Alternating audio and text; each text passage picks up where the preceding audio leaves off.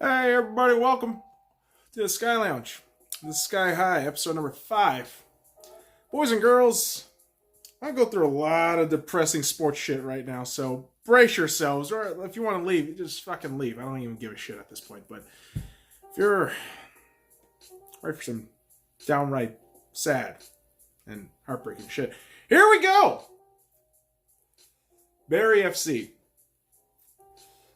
has been expelled from the English Football League due to issues of not being able to find ownership that was able to buy within the 14-day deadline.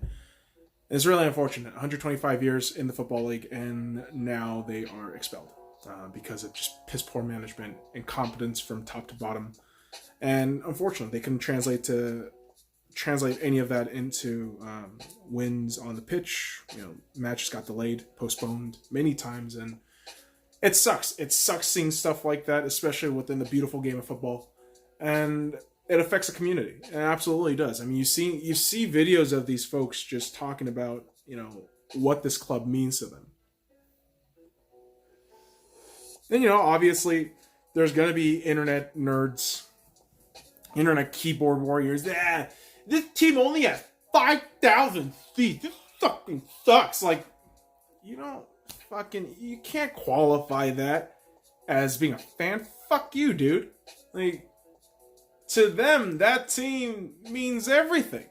It does. And it's unfortunate for those fans. It really is, man. It's fucking depressing as shit. Imagine your fucking favorite football club gets expelled from their respective league. And the unfortunate part of all this is eventually Barry's going to start having to work from non-league on up, which is crazy. They got to be in the same qualifying system within literally non-league teams, which I don't know. I'm looking at the English Football League and thinking, isn't there a level of responsibility on you people? Yes, terrible management, terrible ownership, caused the downfall of Barry FC. It did, absolutely. But you, as a governing body of football, isn't it your responsibility to see to it that teams have adequate enough financial characteristics within their organization that, hey, if there's a fucking red flag, you should try to help them out. Not completely bail them out, but assist them in their way. I don't fucking know, man. I'm talking crazy because Bolton Wanderers, they're going to have to go through the same thing. They now have a 14-day window to find a new buyer. And it's rough, man. It really is rough because, Barry FC, Bolton Wanderers, many people in the States might not know about them, but to people there in England who support that club, man, I mean, I'm just saying, man, it sucks. Makes English football that less special. Think about it. Think about that shit. It's a bummer. It really is a bummer. And for United fans, there's going to be more bummer news. All right, so Manchester United fans, brace your assholes, because it's just going to get rougher. After Lukaku obviously wanted out, after no showing to practice, no showing to anything, like a dick, he up and goes to Inter. Now you have a fucking albatross of a contract with Alexis Sanchez. I don't know how much you were fucking paying him, but now he's loaned out for a year to Inter. He's going back to Italy. And as an Arsenal fan, I'm laughing. I'm laughing my ass off. Because all that fucking whining, Alexis, all that fucking whining, all that complaining about, I don't want you playing your team anymore. Quitting on your team 6 months before the fucking January transfer window opens. Not even 6 months, dude. It was like 3 months. he started acting like a fucking petulant child in the locker room. Just absolute fucking cancer. And then he goes to United, gets that heavy paycheck, and doesn't do shit for United. Be honest, United fans. Be honest, United fans. Are you really going to tell me you got the most value out of Alexis Sanchez for those many years? Really? We got more value out of him than Mkhitaryan compared to you guys. So, to me, Alexis is just getting his comeuppance. Now, it's unfortunate that he's getting a higher chance in Inter, but whatever. Inter wants to spend their money on him, whatever, man. Maybe he finds his game. Who the fuck knows? But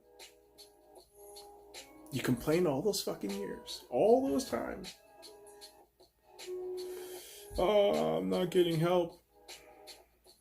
You just waited.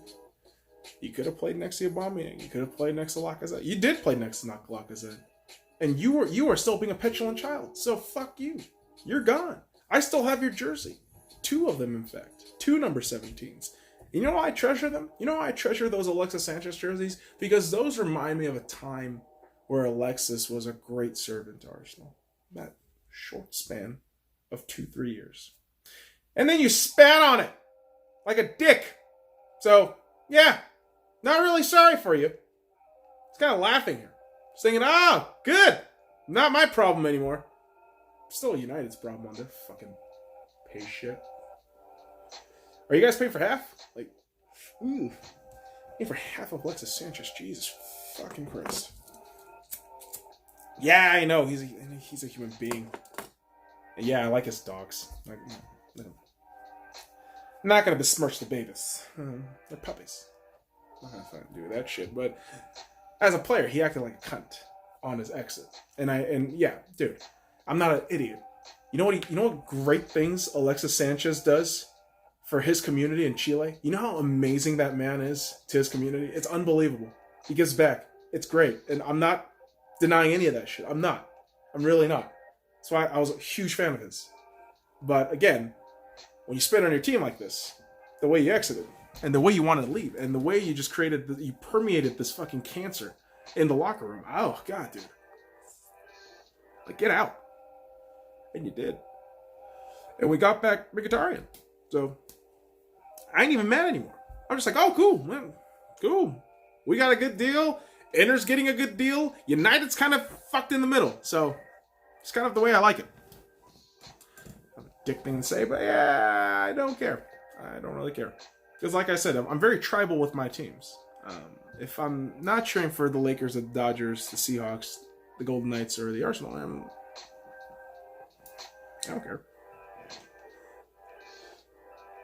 But wouldn't you like to win the Super Bowl right now? I want the Seahawks to win the Super Bowl. That's what I want to win every fucking year. Yeah, no shit. That doesn't always happen, does it? They're eliminated. Here's the thing with elimination sports. If my actual team is eliminated, that's when I look into betting. That's when I'm like, all right, cool. Emotions done. Now we move on to betting, gambling. Let's see what happens in this team. And it's a fun time. And, the funny thing is, if 18-year-old me now, really 17-year-old me now, let's rewind it back 10 years ago. 17-year-old me now can look at me right now, this goddamn screen. You know how fucking disappointed he would be? Me smoking, talking about premarital sex and talking about alcohol and talking sports. Would freak him the fuck out. Really would. He'd be like, oh my God, you like sports? You're a fucking douche. Yeah. And you're still fat. I'm like, yeah, we made terrible life choices, dude. I'm sorry. You should be sorry, motherfucker. You got me here. Fuck you. With all your processed foods. Your chips. But we can't talk to our past selves. We can't. Even if we wish we did. And we might have regrets. We might. But we move on. We live on. Right? We live on to our present. We see what we have now and be grateful for what we have. And really, on that subject, I want to talk about Gronk. Yes, I want to talk about Gronkowski. Rob Gronkowski. So this gentleman goes on, I believe it was a television segment for a CBD product that he's promoting with the company. So kudos. Actually, quick shout out to Gronk. Hold on, man. Quick shout out to Gronk, who has embraced his role like post football and said, dude, I do what I want whenever the fuck I want, and let's just promote CBD. I'm like, dude, good for you, man. Good for you. Awesome shit. I can get behind that. That's awesome. But here's the deal. He goes on, and he discussed how physically he would be able to come back to the NFL. Physically, he's capable of it. You know, he's a beast. He's an absolute animal. You know, when it comes to just the physical part of the game. I mean, we've seen it for years. It's consistently for years. He has 3 rings to show for it. I mean, Jesus. But Tom Brady carried him. Fucking Christ! Talking about just Gronk! Fuck! And yeah, I know he's not the major contributor in all of those, but yeah, he played a part in all those winnings. He did. Yeah, that kind of still counts, guys. It does. And he still, you know, continues and says, you know, as physically as he's ready, you know, able to go. Mentally, he's done. He's tired. He doesn't want to do it anymore. His heart's not there. He doesn't feel the love anymore. Kind of the whole Andrew Luck situation. And maybe, you know, it wasn't explicit enough. Maybe I'm reading too much into it. Maybe you're just a hippie who's smoking weed and talking about feelings and promoting CBD and Gronk. Like, fuck you, dude. Alright, I'm just saying that all these athletes who are prematurely retiring, or late 20s, early 30s, whatever, there's a very valid reason why they can, why they should. Andrew Luck, physically, just couldn't do it anymore. The physical and the mental side just, it compressed together. Squeeze that into a young man who is probably jaded from this whole experience. Especially with shit ownership. I've been saying this. But goddamn it, folks. He stepped out. Andrew Luck stepped out. He's gone. Maybe he comes back. Who knows? We don't know. We don't know the future. We can't talk to past selves. We talked about this. We did. And who knows? Gronk comes back. Who knows? But he's done right now. Flat out says, physically can play. Mentally, I'm not there. And when I hear the arguments, when I hear the fucking arguments on the internet, all I see is, if I got paid $16 million, I'd be able to do it. All right, dipshit. Cool. Let's put you in that fucking scenario then. Right? You're pressured into a fucking situation every fucking week for a set number of years. Yeah, you're getting paid millions of dollars, but there is perspective and context that you have to think about as a fucking human being. These people aren't just machines, man. Maybe Tom Brady. I don't fucking know. He's gonna be probably playing till he's 50. This is Tom Brady, and he's just the greatest. But my weird infatuation with Tom Brady aside, listen, if a guy wants to step out, he doesn't want to do something anymore, let him just have his choice. Let him just do what he wants, please. Like, and I get it. It's an athlete, and I understand. And we talked about this. You fantasy nerds, all right? You stats nerds, you fucking joyless motherfuckers out there. Just want to see stats. He has to give me points on a fantasy. Fuck you. It's a human being, man. You're not a human being. You're some fucking robot that works on goddamn 2 hours of sleep and can do everything every goddamn day on little to no rest and still function as a normal human being. Or really, set based on expectation on what we feel for fucking athletes, you have to outperform each and every fucking day you're on your job? No! You're a human being! You're gonna make mistakes, you're gonna get tired, you're gonna sleep, you're gonna fuck up, it's gonna happen, everything! God damn it! Logic, people! You sound insane. I do sound insane. Because I'm speaking logic. I'm speaking common sense. That shit's fucking out the window now, boys and girls. Did you know that? Did you know that? Why are you lighting your shit so much? Because I keep fucking up and the light keeps going out. I fucked up the blunt, okay? Don't get mad. God, I'm just yelling at you because I care. You ever hear that shit? I yell because I care. Why are you yelling at me? Motherfucker. Like PTSD from that shit. Like, oh. I've seen it too much on both sides of the spectrum. From myself and the other. Jesus Christ, dude. I told you it was going to be depressing today. I gave you like a prelude to that shit, like 30 seconds in. It wasn't even 30 seconds in, motherfucker. It was like 10 seconds in. Because my introduction took too goddamn long. Whoa, meta, man. No, just a man talking to himself. Via camera and head. And when that connection is made, you make decisions. Just like Cam Ward, goaltender, will be retiring from the NHL after 14 seasons. 2006 Stanley Cup winner, MVP of that Stanley Cup. He's going to get a one-day contract with the Carolina Hurricanes. I believe they're going to be retiring his jersey. Good for him. Good on him.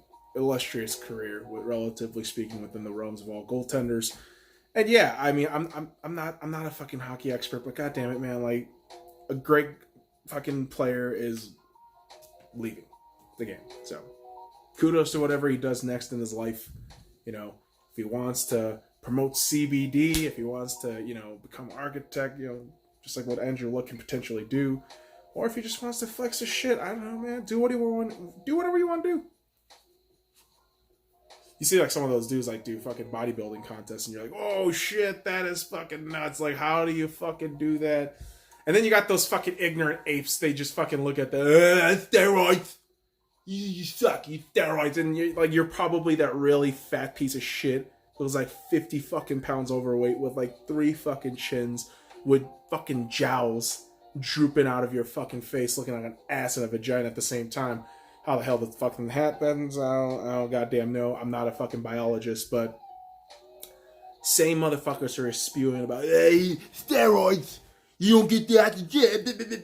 Like, god damn it. What do you gotta give fat people? You're the epitome and embodiment of laziness and disgusting human behavior? I don't know. Myself included. So I put myself in this equation with y'all. I'm a self-hating fat guy. So I go to the gym, because you want a fat to burn, right? Burn, baby, burn. I am really just reaching for shit right now. Really am. Just how the Lakers reach for Dwight. Oh, God. I'm still fucking... I'm still gad about that shit right now. You know that? Really am. Really am. And I know, I've talked about those apologists. I talked about those goddamn people. Oh, Dwight's a great player now. He's going to be great for us. Number 39. Yeah, man. I've heard it all before. Okay, come on. But prove it to me first. Yeah, prove it. It's like in math. Prove your shit. Do the math. But yes, we got calculators, so... Which is stats now. Oh, God. Like, I like stats. I do. I really do. I've talked to this with everybody. I love stats, but if you don't have context into it, if you don't add perspective into it, you're just an asshole. You really are. And I get the argument for baseball, too, but contextualize everything. Like within the realms of the Major League Baseball, his number is that, and that's what that means. Like, at least that. At least the minimum of explaining that. Have the fucking decency, right? Common courtesy is no more, I suppose. Right, little Pikachu? Yeah, pretty much. But, Jesus Christ.